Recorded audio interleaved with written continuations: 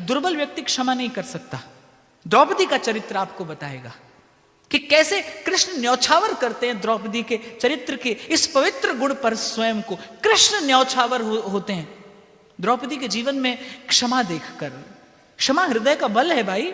बलवान व्यक्ति क्षमा कर सकता है, जिसके पास हृदय का बल हो, जिसके पास उदारता हो, जिसके पास चरित्र की पवित्रता होगी, जिसने देखा होगा कि सितारों से आगे जहां और भी हैं, जिसकी दृष्टि उदार होगी, जिसका चरित्र पवित्र होगा, जिसके आचरण में पारदर्शिता होगी, जिसके जीवन में क्षमा रूपी दैवी गुण होगा, जिसके पास भगवत बल होगा, जिसका आत्मबल अधिक होगा, वो क्षमा कर सकता है। इसलिए कभी जीवन में कटुता आए ना तो प्रयास करिए कटुता से उसका उत्तर न दिया जाए। ये दुष्चक्र आपको बांध लेगा, ये दुष्चक्र आपको बांध लेगा। You will be trapped the moment you are angry. आप किसी के प्रति क्रोधित हुए हैं, यू आर ट्रैप्ड। क्योंकि कई बार मैंने कहा कि कभी कभी आप कुछ सोचते हैं और फिर आप कहते हैं कि अरे छोड़िए क्या सोच रहे थे, कुछ नहीं। पर आपके छोड़ देने से फिर वो छूटता नहीं। आपका विचार आपके लिए रच देता है कुछ, भीतर भी और बाहर भी। जो आपने विचार किया उसने कुछ रच दिया है, आपके भीतर भी रचा है, आपके बाहर भी रचा है। इसीलिए कई बार व्यासपीठ से मैंने निवेदन किया, साधक के जीवन में वैचारिक अनुशासन अवश्य हो। आपका विचार कहां जाए कहां नहीं जाए रोक लीजिए, जाने से पहले उसे रोकिए। सजग सावधान रहना यही साधक का जीवन है। It's a very alert lifestyle, it's a very alert lifestyle. आपका वैचारिक अनुशासन भंग ना हो, विचार से कहीं भी ना चले जाएं आप, विचार से भी अहित ना होने दें किसी का। विचार से किसी का अहित चिंतन करना भी हिंसा है, मन को मैला करती है। कम से कम भगवान के भजन के योग्य मन नहीं रह जाता इसके बाद। अब अपमान का जो प्रतिशोध लेने की इच्छा थी वो द्रुपद के मन में भड़क उठी। अब वो प्रयास करने लगे कि कैसे मैं द्रोणाचार्य को परास्त करूं, लेकिन सीधे सीधे द्रोणाचार्य को परास्त करना संभव नहीं था। द्रोणाचार्य धनुर्धारियों में सर्वश्रेष्ठ, उनसे युद्ध करने की सामर्थ्य किसी में नहीं थी। और अब तो द्रोणाचार्य के पास अर्जुन था। द्रुपद बुद्धिमान थे, वो जानते थे कि भाई सीधे सीधे द्रोण से नहीं लड़ा जा सकता, नहीं जीता जा सकता। तो उन्होंने गुरुजनों से पूछा, तो गुरुजनों ने कहा कि जब धन का बल काम ना आए, जब बाहुबल काम ना आए, तब मंत्र के बल से कार्य करना चाहिए, तब तप के बल से कार्य करना चाहिए। ढूंढिए किसी तपस्वी ऋषि को जो देवताओं से तुम्हें ऐसी संतान लेकर दे सके जो तुम्हारे अपमान का प्रतिशोध ले सके। और कहते हैं द्रुपद ने यज्ञ किया, द्रुपद ने यज्ञ किया और यज्ञ की वेदी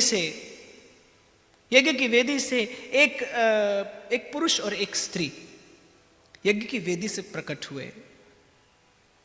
पुरुष धृष्टद्युम्न था, द्रौपदी का भाई, और यज्ञ की पवित्र अग्नि से, आप देखिए द्रौपदी के जन्म के मूल में ही पवित्रता है। यज्ञ के मंत्र हैं, यज्ञ की वेदी है, यज्ञ की अग्नि है, ऋषियों का समूह है। एक जीव के मूल में काम होता है। आपके मेरे, क्षमा करिए, आपके मेरे जन्म के मूल में कामना है। काम से आपका मेरा जन्म हुआ है।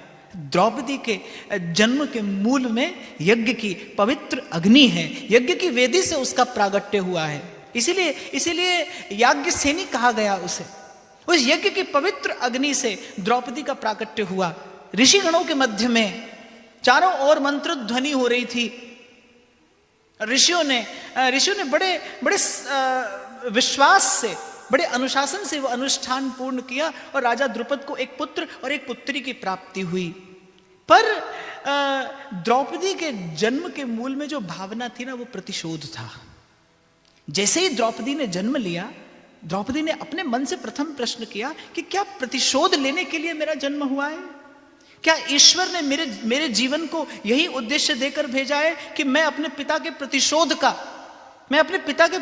का माध्यम बनूं? क्या केवल यही इस दुर्लभ मानव जीवन का उद्देश्य रहा आएगा? द्रौपदी के मन में अनेकानेक प्रश्न उठने लगे। द्रौपदी ने बचपन नहीं देखा।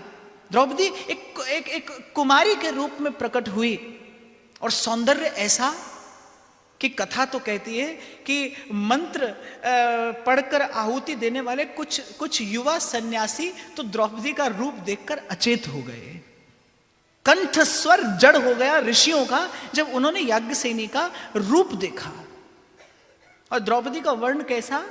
बिल्कुल कृष्ण के जैसा, श्यामा। इसीलिए ऋषियों ने एक स्वर से द्रौपदी का दर्शन करते ही नाम उच्चारण किया, कृष्णा।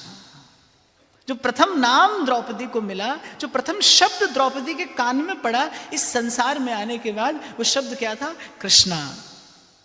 और द्रौपदी मन में विचार करने लगी कि क्या इस नाम से कोई पहले भी मेरा संबंध है? क्यों ये नाम सुनते ही मेरे मन प्राणों में एक अमृत सा घुल गया? क्यों मेरे मन में इच्छा हो रही है कि मेरे हजार हजार कान हो जाएं और ये सब लोग मुझे बार बार बार बार बार बार बस इसी नाम से पुकारते रहें, कृष्णा कृष्णा कृष्णा।